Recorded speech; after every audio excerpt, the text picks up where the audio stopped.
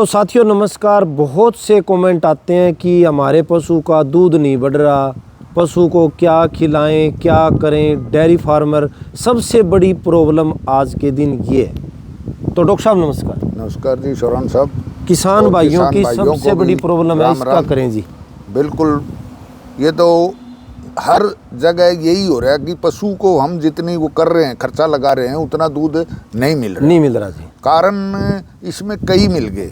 एक तो शुरू में तो ऐसा करना चाहिए कि हमें कुछ इनको कई कंपनियां के मिलर मिक्सचर वगैरह आते हैं जी, कैल्शियम आती है, तो उसको वो खिलाना चाहिए। दूसरा ये है कि हम चाट अपना जो देते हैं वो भी रेगुलर देसी चाट दिया करते थे, जैसे साबुत दाना बाजरी थी, गेहूं थी, बिनोले की खड़ थी। आजकल तो बिनोला भी नहीं रह रहा, जैसे कि देसी बिनोले मिला करते थे हमारे, वो बिनोले भी नहीं मिल रहे। दूसरा, पशु एक खुंटे से दूसरे खुंटे पे बांधने के लिए जगह नहीं है। और पहले क्या होता था कि हमें खेत में भी खोलते थे तो दूध की बाल्टियां भी पूरी भरती थी, और हमारे बुजुर्ग भी कहा करते कि दूध में चिकनाई भी बहुत है, अच्छे धोती कपड़े में धार लाई जाती थी, तो भी बहुत बढ़िया उतरिया कौन करता। तो ये बाहर हम खोलिया करते तो वहाँ सारे विटामिन मिला करते, दूब थी, घास थे, सूखा घास था, और झाड़ बहुत थे, उसमें सिर भी मारा करती, अपनी मस्तियाँ भी पशु कर लिया करते थे। और दूसरा ये है कि तालाब में 2-3 घंटे बैठ के ने पूरा बॉडी गोते मारा करता, तो पशु बिल्कुल एक्टिव हो जाता था, दूध उसके वैसे ही बढ़ जाता था।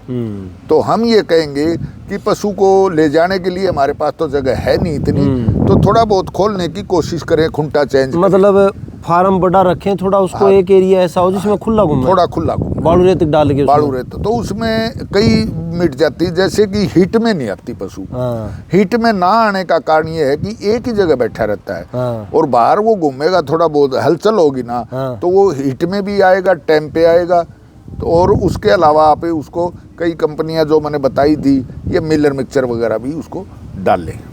तो इसमें डॉक्टर साहब खाने पीने में क्या विशेष दें, क्या अपने को खाना पीना देना चाहिए पशु का जिससे दूध बढ़े बढ़िया? दूध अपना जो बताया आपने, अपना खुद का अनाज तैयार कर लेना चाहिए, जैसे उसमें मेथी भी है, बिनोला भी है, और गेहूं भी है, बाजरी है, ये सारी हम अपना खुद का बनवा के तैयार किया जाए तो बढ़िया। नहीं तो आजकल तो कट्टों में पता नहीं किस चीज़ का फोल्डर आता है या छिलक आते हैं, उसका फीड बना के वो दे देते हैं, उसमें पशु भी कटता है। पशु के अंदर कोई जान नहीं रहती, दूध के चक्कर में वो पशु को कमजोर कर देते हैं। अच्छा, मतलब अपने को बाजरा भी है, दलिया भी है, मक्का भी है, तैयार करना चाहिए, मतलब सारा चीज दाना मिक्स करके कोशिश करें। हमें दूध की जरूरत है तो हमें ये 4-5-7 अनाज जो इकट्ठे करके इकट्ठा उसका फीड तैयार करा जाए तो बहुत बढ़िया है, बहुत बढ़िया है। तो डॉक्टर साहब इसमें जैसे और क्या कारण होता है भाई, जैसे पशु का दूध ना बढ़ने का?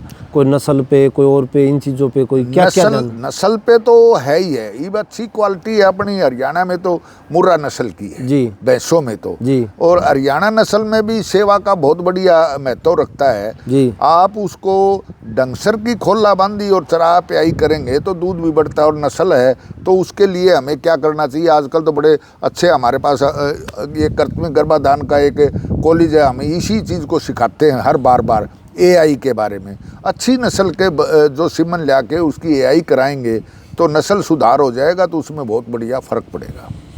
मतलब अगर नस्ल ही अच्छी होगी तो दूध तो ऑटोमेटिक बढ़ेगा। नहीं तो पंचशेरी होती है, कई 8शेरी होया करे है, तो ये 8-10 किलो की पीछे की रह जाती है। अच्छी बढ़िया नस्ल हम तैयार करेंगे तो 20-22-25 किलो दूध तक की भैंस तैयार होती है। हाँ, तैयार हो जाती है। तो उसमें फिर अपना दाना चारा अगर टाइम पे अच्छा डालेंगे तो उसमें रिपीट की भी दिक्कत वैसे कम आएगी। नहीं, रिपीट का भी नहीं चांस बैठा है। रिपीट के तो हमें सफाई का, और जैसे वो मैंने एक बीच में फिर बताया था AI के बारे में, जैसे कि ये बाहर उसके किसी बंदेल गांव में खुले जोटे तो आजकल मिलते नहीं, तो किसी के बंदेल जोटे जो हैं उससे हमें उसकी ब्रीडिंग कराएंगे तो उसका एक भैंस का दूसरी का इन्फेक्शन होता है तो रिपीट हो जाते हैं। AI का अच्छी तरीके से हम गन भी, शीत भी बढ़िया लेंगे और सीमन लेंगे तो उसमें रिपीट के चांस बहुत कम है। मतलब जैसे एक गांव में अगर कोई इन्फेक्टेड पशु है, हाँ, वो फिर पूरे गांव को कर रिपीट होना शुरू हो जाएगा, उसका इन्फेक्शन उसमें, उसका इसमें। तो इसमें जो सिमन होता है ये शायद पूरा चेकअप,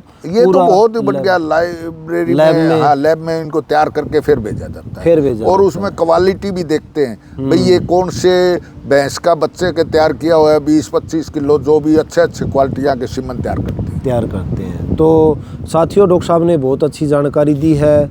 आप इन चीज़ों का विशेष ध्यान रखें, क्योंकि पहले टाइम होता था हर चीज़ पशु बाहर जाके खाना पीना करके अपने सारी पूर्ति पूरी कर लेते थे, लेकिन आज हमें उसी खुंटे के ऊपर हमारा पशु बूढ़ा होकर घर पे मर जाएगा, लेकिन हम उसको बाहर खेतों में नहीं लेके जाएंगे, तो हमें उसके खुंटे पे ही सारी चीज़ें पूर्ति पूरी करनी है। तो आप इन चीज़ों का विशेष ध्यान रखें। सबसे पहले हमें क्या खिलाना पिलाना है, और फिर उसके बाद पशु का एआई का विशेष ध्यान रखें कि पशु हम अच्छी नस्ल तैयार करेंगे, अच्छा हमारा पशु होगा। 10 लीटर वाले पशु के अगर आप कहोगे 20 लीटर दूध हम निकाल दें तो वो नहीं निकलेगा। क्यों नहीं निकलेगा? क्योंकि वो नस्ल ही 10 लीटर वाली है।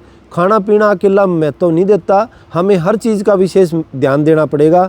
तो आप लोग इन चीज़ों का विशेष ध्यान रखते हुए हम जो प्रैक्टिकल ट्रेनिंग दे रहे हैं एआई की, वो भी आप लेके आप स्वयं एआई वर्कर बन सकते हैं।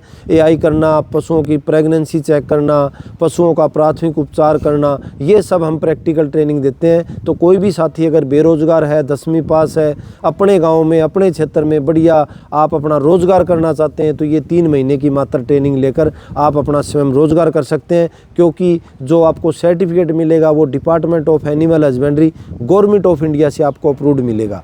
तो पूरे इंडिया में कहीं भी आप स्वयं रोजगार कर सकते हैं। तो साथियों, इसके लिए हमारा हरियाणा, हिसार और बठिंडा, पंजाब 2 जगह आप संपर्क कर सकते हैं। नीचे हमने नंबर भी दिया है। तो साथियों, नमस्कार, धन्यवाद, सत श्री अकाल, राम।